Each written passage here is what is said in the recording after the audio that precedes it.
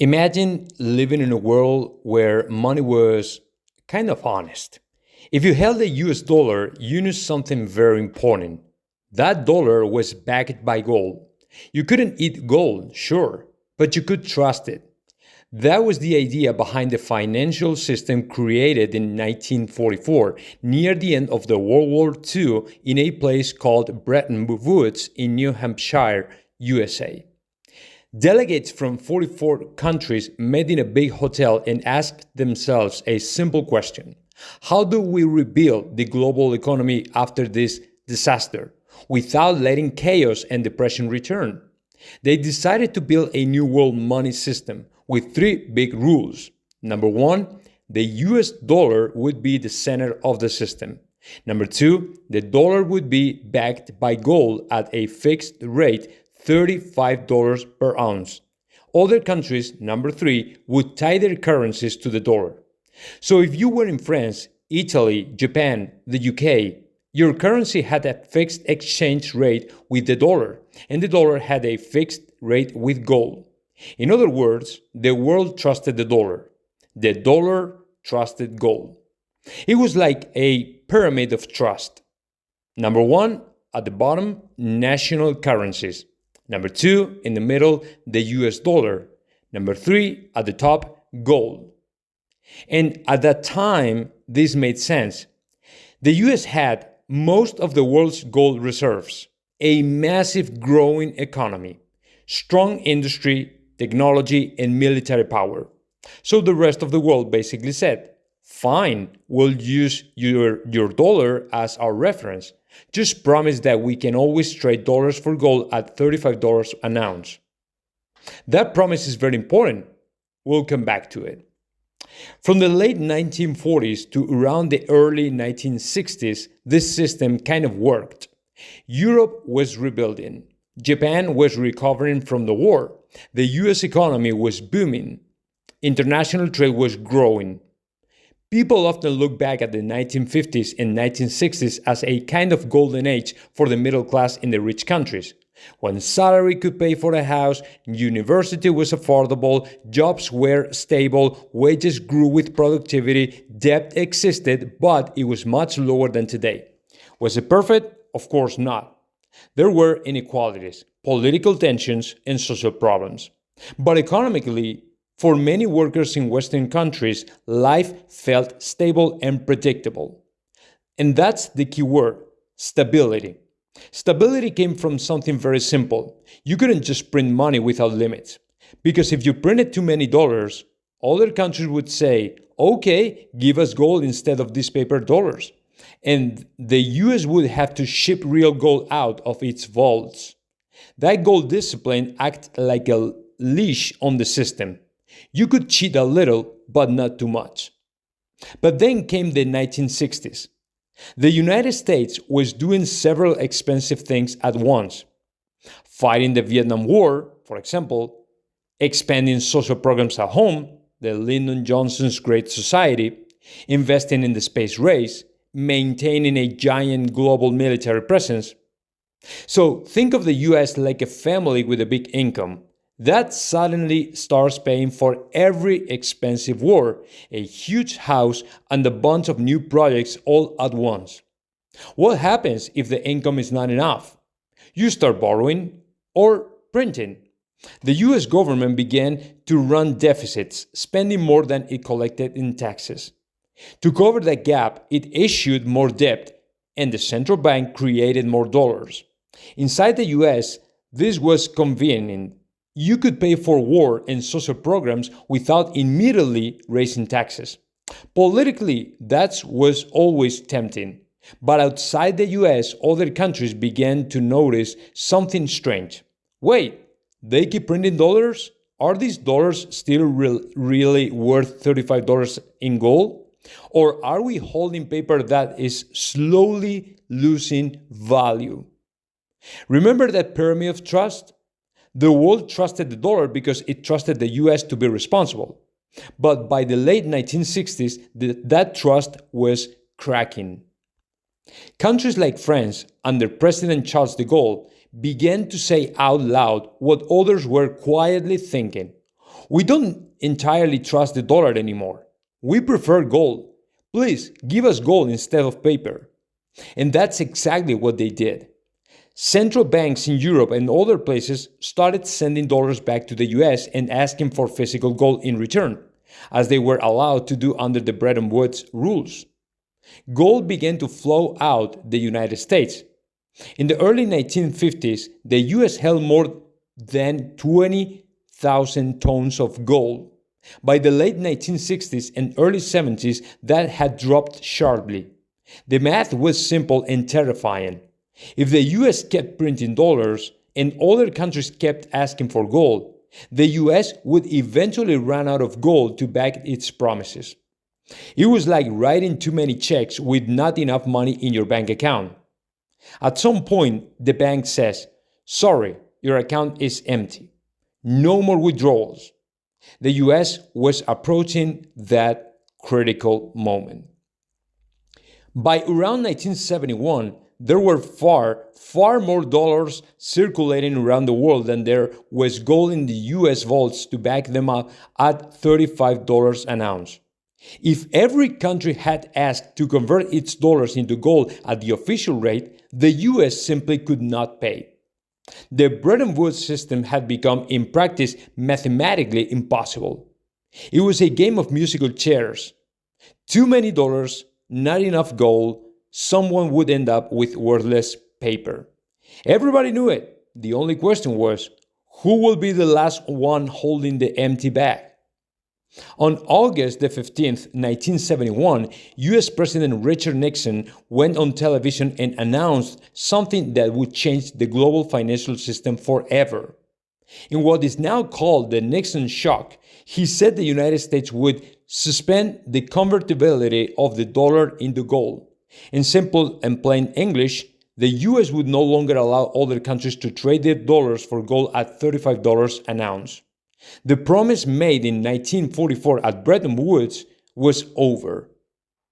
The link between the dollar and gold was cut. From that moment on, the dollar was no longer an IOU for gold. It was just the dollar. A fiat currency, money backed only by the government's word and the people's belief. And because the dollar was the anchor of other currencies, the whole world slid into a new kind of system. A system where money is no longer tied to anything real. A system we still live in today. So, what would you say actually changed for normal people after 1971? There was no explosion, no war, no giant sign in the sky saying new system. Most people didn't notice anything at first. But under the surface, the logic of money had changed. Before 1971, money was like a leash, limited, disciplined, tied to gold. After 1971, money became more like an elastic band. It could stretch almost as far as governments and banks wanted. And once money is no longer tied to something real, the temptation is always the same. Create more of it. Without the gold constraint, governments around the world had a new superpower. They could run bigger deficits, they could borrow more, their central banks could create more money to buy their debt.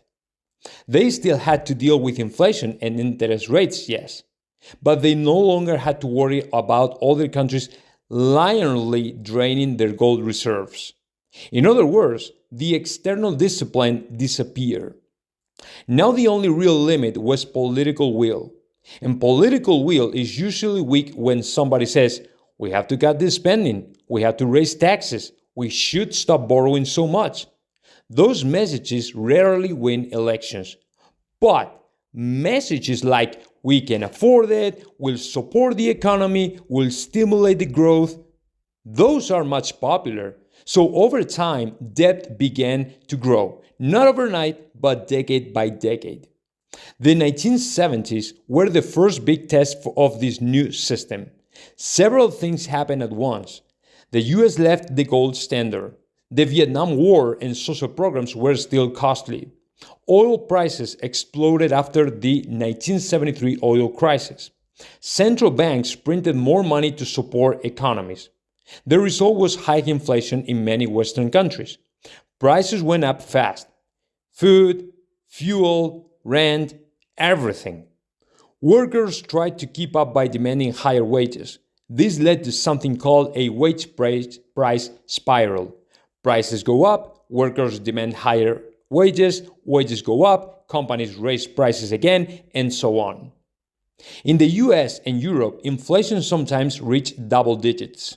It wasn't a hyperinflation like in Germany in 1923, but it was bad enough to destroy savings and create instability. People began to feel something new. My money doesn't go as far as it used to. Sound that familiar? In the early 1980s, central banks, especially the US Federal Reserve under Paul Volcker, decided to kill inflation. How? By raising interest rates to brutal levels, sometimes above 15% or 20%. That made, number one, loans very expensive. Number two, mortgages hard to pay. Number three, business investment more difficult. And number four, unemployment rise. But it also did something important. It brought inflation down. From the mid-1980s on, most rich countries enter a new era of lower, more stable inflation. So problem solved, right? Well, not exactly. The way we structured the economy after 1971 created a different kind of problem, one that affects you directly today. Asset prices began to explode. Houses, stocks, financial products, wages stopped growing at the same pace. Debt became the glue holding everything together. Let's simplify this in very human terms. Imagine two different worlds. World A before roughly 1945, 1971. You work, you earn a salary. Salaries grow roughly with productivity. You can buy a house with a few years of savings. You don't need insane debt to have a decent life. Owning a home is realistic for a worker. And then World B, after 1971. You work, your salary grows more slowly. Asset prices, especially housing, grow much faster than wages. To buy a home, you need much more debt. Those who already own assets get richer. Those who don't own assets stay behind. Guess which world we live now? Housing prices in most big cities have risen dramatically. Wages for many workers have stagnated in real terms. Household, corporate, and government debt levels have exploded. This is not a coincidence. It is a consequence of a system where money supply can expand, credit can expand, financial markets are deregulated, and central banks step in whenever there's a crisis. This doesn't mean it's all evil or all planned. It means the rules of the system favor those who own assets, houses, stocks, land, and punish those who only have labor, a job, a salary. Why you can't afford a house like your grandparents did? Let's make it very concrete. Your grandparents or parents in many Western countries, well, number one, could buy a house with maybe 3-4 times their annual salary, pay it off in 15 to 20 years, had interest rates that were sometimes high, but home prices were relatively low. Today, in many places, house prices are 8-12 times an average salary. Mortgage terms are 30 years or more. You compete with investors, funds, foreign buyers, Airbnb conversions, and on top of that, the cost of living, rent, energy, food has risen. Many jobs are less stable. Wages haven't kept up with housing and asset inflation. And again, this is not just bad luck. It is the logical result of a world where money is created as debt. Housing is treated as an investment product. Central banks bail out markets when they crash, like 2008, 2020, and governments avoid real reforms by borrowing more. After 1971, we enter a world of fiat money. Fiat just means because we say so. Money is no longer a claim on gold anchored to something physical. It is now a social and political agreement, numbers in a banking system backed by laws, taxes, and trust. This kind of system is not automatically evil. It has something advantageable. It allows flexibility in crisis. Government can respond to recessions. Countries don't run out of gold. But it also has some very real dangers, and we are living with them every day. In a gold-backed system, growth was more limited. You couldn't easily expend money and credit. In the fiat system after 1971, banks create new money every time they make a loan. Governments can borrow by issuing bonds. Central banks can buy those bonds with newly created money. Debt becomes like oxygen for the system. Households take mortgages to buy houses at higher prices. Companies borrow to buy back their own stocks or expand. Governments borrow to avoid cutting spending or raising taxes. Financial markets expect that central banks will rescue them during crisis. This creates a strange situation. The system feels rich because asset prices rise. But underneath, it's built on mountains of debt. And who benefits the most? The people and institutions who own the assets and control the flow of credit. In this system, whenever there is a crisis, central banks lower interest rates. Sometimes they create money to buy assets, bonds, etc. This supports financial markets. Stocks and housing recover or even go higher. If you own assets, this is amazing. If you don't, you are just watching from the outside. So over time, the wealthy who already own assets see their wealth multiply. The middle class that owns a home survives, but feels squeezed. The lower class and young people are stuck with rising rents and low wages. This isn't a conspiracy. It's an incentive structure. The post-1971 system rewards borrowing, speculation, asset accumulation, and punishes saving in cash, depending only on a salary, entering the housing market too late. Housing, from home to financial product. One of the clearest results of this new system is housing. A house used to be a place to live, maybe a family asset. Now, in many cities, a house is a financial product, an investment, a speculative asset. You can see this when companies and funds buy entire buildings. People buy second, third, fourth homes to rent out or flip. Foreign capital flows into certain markets. Governments encourage home ownership mainly through more credit, not lower prices. When credit is cheap and abundant, people can borrow more. That extra money pushes prices up. High prices then justify even more borrowing. It becomes a loop. But your salary doesn't automatically join the party. Your employer doesn't raise your wage because your landlord raised the rent. So, was 1971 the original sin? Some people say 1971 was the beginning of all evil. That's too simplistic. The world before 1971 was in a paradise. There were colonial systems, racism, wars, poverty, rigid class structures. The gold standard had its own problems. It could create brutal recessions and depressions. Countries sometimes had to cut wages and spending dramatically to defend their gold reserves. So we shouldn't romanticize the past. But it's also true that 1971 removed an important external discipline. It made it easier to run big deficits. It encouraged financialization and speculation, and it contributed to long-term trends in inflation, inequality, and housing. Think of it this way. 1971 was like removing the speed limit on a highway and trusting everyone to drive responsibly forever. Some drivers did, others did not. Where does that leave US today? Where does that leave us today? We now live in a world where global debt, public and private, is at record highs. Many young people feel locked out of housing. Middle classes feel squeezed by rising costs.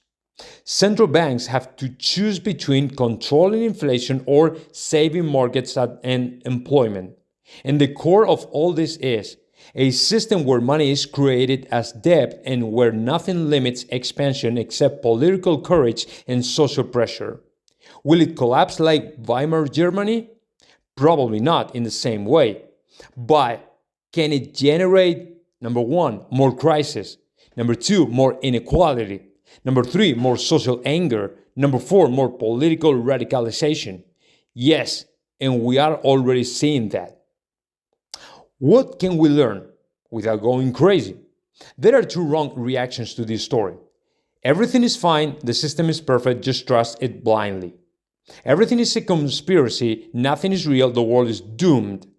The truth is right in the middle.